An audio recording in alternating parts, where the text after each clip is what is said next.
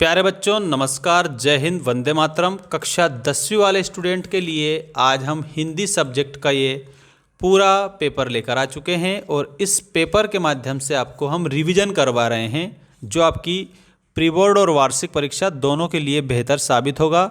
सभी बच्चे वीडियो को अंत तक देखेंगे क्योंकि जब पढ़ाएंगे तब आपको पता चल जाएगा। चलिए सही विकल्प चुनकर लिखिए। में पहला प्रश्न, श्रृंगार काल के नाम से भी जाना जाता है।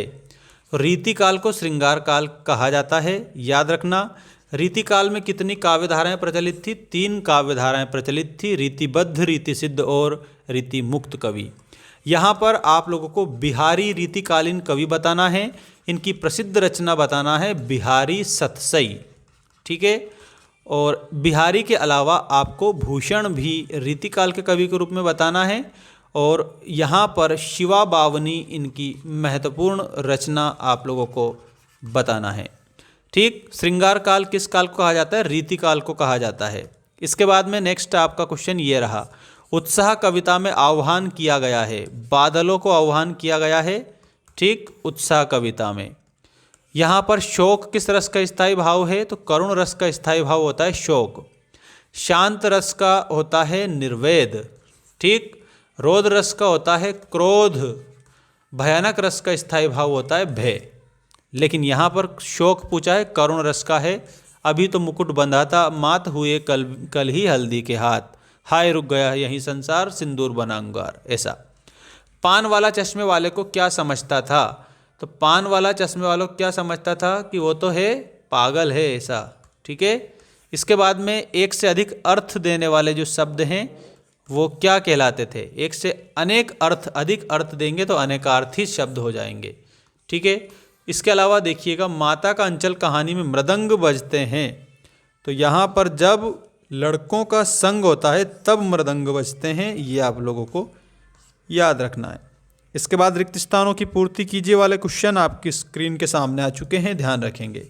गोपियाँ श्री कृष्ण से अपना वापस मांग रही है, मन वापस मांग रही है। श्रृंगार करुण और शांत रसों में पाया जाता है। देखो यहाँ पर माधुर्य गुण इसमें पाया जाता है, ये आपका कंप्लीट आंसर हो जाएगा। रमणीयार्थः प्रतिपादकः शब्दः काव्यम, रमणीय अर्थ को प्रतिपादित करने वाली शब्दावली को काव्य कहते हैं। पंडित राज जगन्नाथ की ये परिभाषा है, आप पंडित राज जगन्नाथ याद रखेंगे। तेरी गठरी में लागा चोर, तो यहाँ पर मुसाफिर लिखेंगे आप, खालिस्तान में लिखेंगे मुसाफिर जाग जरा। निरोग, निधन रोग, विसर्ग संधि आप इसमें आंसर करेंगे। मधु कांकरिया के ड्राइवर का नाम जितेन नारगे था, ये आप आंसर करेंगे जितेन नारगे, ठीक है। इसके बाद में सत्य असत्य लिखेंगे, ये वाले क्वेश्चन देखिए। तुलसीदास की रचना में प्रबंध और मुक्तक दोनों काव्यों का उत्कृष्ट रूप मिलता है, ये सही बात है। चौपाई छंद अर्ध सममात्रिक छंद है, ये असत्य है क्योंकि चौपाई है सममात्रिक छंद। रिपोर्ताज मूल रूप से फ्रांसीसी शब्द है, ये आप लोगों को सही बताना है। लेखक कनखियों से नवाब साहब की ओर देख रहे थे, ये भी सही है। अशोक राजनगर में रहता है, निषेधवाचक वाक्य का उदाहरण है, तो इसमें असत्य लिखेंगे, ठीक, असत्य लिखेंगे, ठीक है ना। अब नेक्स्ट क्वेश्चन देखेंगे आप सभी बच्चे। अज्ञेय ने हिरोशिमा कविता जापान में लिखी थी, तो ये असत्य है क्योंकि उधर से आ गए थे तब लिखी थी वो, तो ठीक है, जापान में नहीं लिखी थी। इसके बाद में जोड़ी बनाइए वाला क्वेश्चन आपकी स्क्रीन के सामने आ चुका है। लेट मी जूम इट, देखिएगा। अनिमेष, बिना पलक झपकाए देखना। अभ्यंतर, अभ्यंतर का मतलब भीतर की। ललित, ललित काले घुंघराले, तो यहाँ पर आप लोगों को क्या लिखना है? जल्दी से बताइए। संस्कृति किसकी पाठशाला है? काशी संस्कृति की पाठशाला। शब्द शक्ति के 3 भेद, पूरब की ओर बहने वाली पुरवाई, बचा क्या? वो हो जाएगा ललित, ललित काले घुंघराले में पुनरुक्ति प्रकाश अलंकार। ये आप लोगों की सही जोड़ी है जो हमें याद रखनी है। इसके बाद नेक्स्ट क्वेश्चन देखेंगे। एक शब्द या एक वाक्य में उत्तर लिखिए में आपका पहला क्वेश्चन। लेखक जयशंकर प्रसाद ने अपनी आत्मकथा को कैसा माना है? मेरी भोली आत्मकथा। संचारी भावों की संख्या कितनी मानी गई है? 33 मानी गई है। लेखिका मन्नू भंडारी की माँ के स्वभाव की क्या विशेषता थी?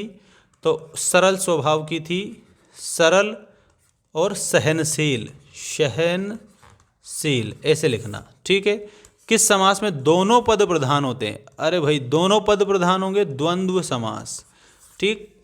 एक कतार में लगी सफेद बौद्ध पताकाएं किसका प्रतीक थी? तो शांति का प्रतीक थी, ध्यान रखना आप सभी। हिंदी का स्मरण शिल्प में लिखा गया पहला उपन्यास कौन सा माना जाता है? दोस्तों इसमें आप लोगों को कमेंट करके आंसर देना है।